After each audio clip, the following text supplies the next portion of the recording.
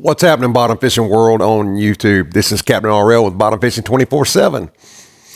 Hope you guys are having a good day today. I promised you I would come back and do a review from another channel that we have. We tried out a Sea Night Rapid 5000 spinning reel.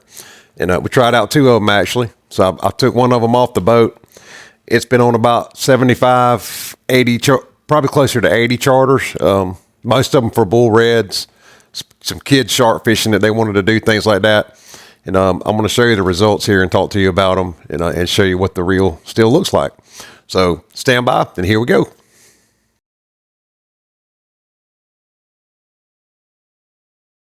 All right, so here's the Sea Night 5000.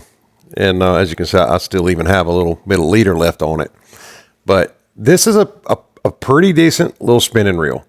There's the biggest thing that scares me about some of these Chinese reels is that the one thing I don't like, it didn't cause a problem on this reel, fortunately, and it didn't get loosened up. This reel was used more than the other reel, although they were used at the same time. This one we figure has more time on it just because we have them on separate rods and we know which one was likely caught the most fish on charters. So this reel's been through a lot of bull red fishing. It's been through a lot of 3 to 5 foot shark fish, kids trip type stuff, but a lot of stuff pulled drag on this reel. This thing it's still in pretty good shape, believe it or not. I'm real surprised with it, and it's little bit of capability that it does have. It doesn't have a ton of drag or anything, so a lot of dry screaming fish got on this reel. I don't know exactly how many, but it would be well over 100 that were fish over 15 pounds, and some of our bull reds are approaching 40 to 42 pounds. So it handled that. So looking at it again, the part that I don't like I was saying, is when you unscrew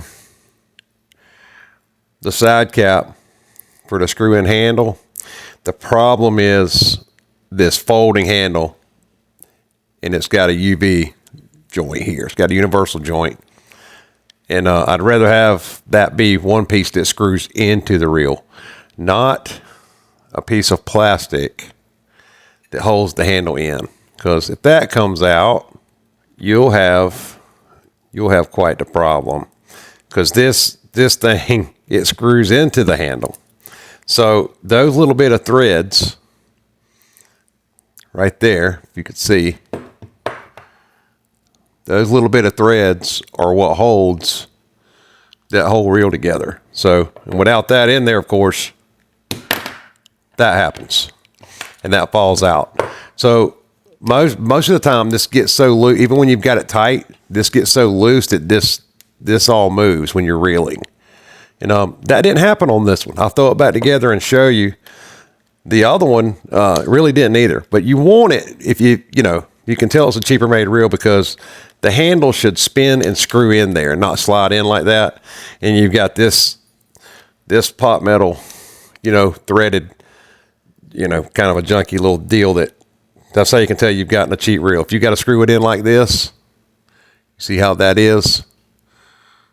That's just not good. You got to screw that in to tighten up the handle because you got this issue where you can see it. See, that rotates in a UV joint right there in the ball of the handle. So until this cap screw is tightened up all the way, and then the tighter you do it, you're worried about messing up the reel. This one does, however, have a fine thread, and that helps. It's not coarse thread, so it's less likely for it to be, start getting loose and start wearing onto those threads, because those threads on that little cap is all you got holding this handle together. But check it out. There's no play in this at all. Right here, there's no play in the ball joint. So it's still smooth. The drag is still decent. It never had a great drag. So I'm going to keep this, and I think it's a good buy. And I want to say that they're $29. This is the 5000. It's about the size of a 3500 reel though, but they call it a 5000. We got a 20-pound braid on it. It holds plenty enough of that. But I think I'll keep it, like I said, and I'll put a set of carbon fiber drags in the drag washer set, in a dry drag. It just has felt washers in it now. But, I mean, it held up, and it is a nice handle. It's got a nice, power handle on it, But again, the only thing is this screw in cap here. But look how good it looks. I mean, we take care of stuff. You know, we soap and mist off our reels. You know, tighten the drags to wash them and soap them off, and then we dry them, and that's how you keep a reel looking good. So it still looks pretty good. You got a little corrosion here and there, but nothing. I mean, nothing that won't just about wipe off. You know, so it did pretty well, and it's still together.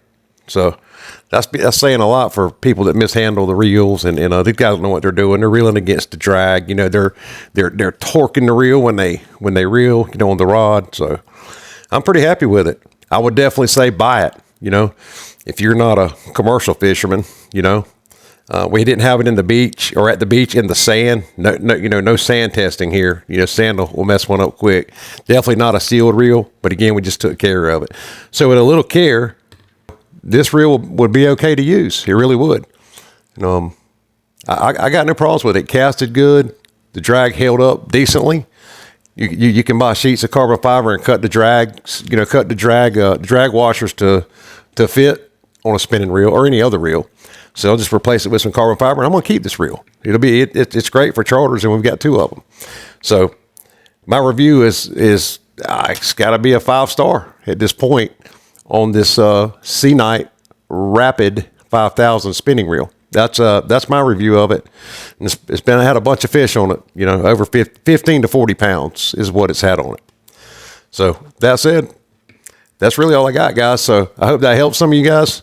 The Sea-Night Rapid 5000 spinning reel, pretty decent buy. Y'all take care. Fish on.